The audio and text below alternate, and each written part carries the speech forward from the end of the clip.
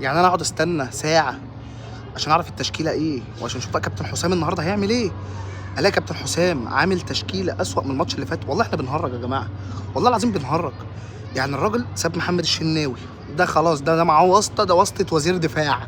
محمد الشناوي ده معاه واسطه وزير دفاع عشان يفضل يلعب كل الماتشات، عشان الراجل حلو ووحش، نايم صاحي فايق، نايم قايم قاعد بيلعب الماتشات. تمام. ده الشناوي. في الدفاع بقى قام عامل ايه؟ شال عبد المجيد وحط واحد اسوأ منه. يعني عبد المجيد سيء، عبد المجيد مش سيء، عبد المجيد كارثي. قام حاطط واحد كارثي اكتر منه، اللي هو مين؟ اللي هو رامي ربيعه، اللي هو اصلا مش عارف بيلعب كوره ليه اساسا.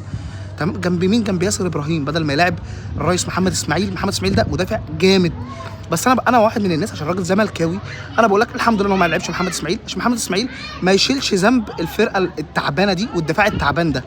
قوم ايه بقى؟ قوم ايه؟ يقوم لاعب باتنين ستة تاني، باتنين لعيبه ستة تاني، منهم حمدي فتحي تاني. حمدي فتحي اللي ما بيعرفش يلعب كوره، لا يجيد ممارسه كره القدم. قسما بالله حمدي فتحي ما بيعرف يلعب كوره.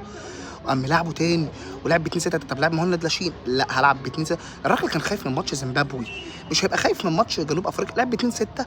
وقام ايه بقى؟ قال لك انا هعمل تريكايه. هعمل ايه؟ هشيل امام واحط زيزو. عملت ايه من عندك؟ عملت ايه من عندك؟ يعني احمد زي الحاج احمد، فاهم؟ ورحت لعب باتنين ستة تاني. وقام برضه ما لعبش صلاح، ما قصدي، ما انا اسف، ما لعبش مصطفى تاني، عشان يجي يتفاجئ في الدقيقه 30 ان ايه ده؟ يا انا اتلخبطت، هلاعب مصطفى. فاهم؟ اللي هو اصلا مرموش ما ظهرتش خطورته الماتش اللي فات، وما ظهرتش تحركاته ان هو بيلاعب ناس وناس بتلعبه الا لما مصطفى نزل. بص، حسام حسن ده هيفضل ورانا لحد ما يجيب لنا جلطه.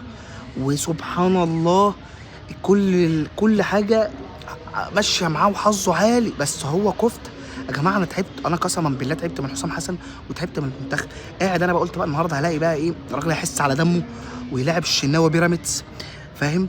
والراجل بقى يستحق يلعب بقى بصراحه بقى. يعني انا طول عمري بقول على الشناوي بتاع بيراميدز ان هو مهزوز وجبان وحارس موهبه بس جبان وبتاع، بس النهارده يلعب.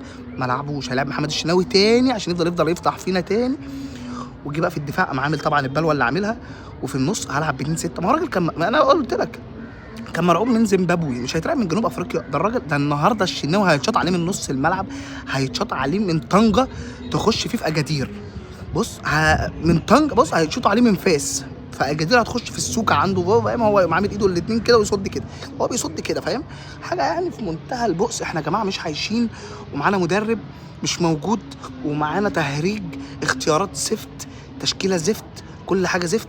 احنا لو كسبنا النهارده هنكسب عشان احنا 120 مليون واحد بيدعي، فانت متخيل العدد، عدد كبير بيدعي.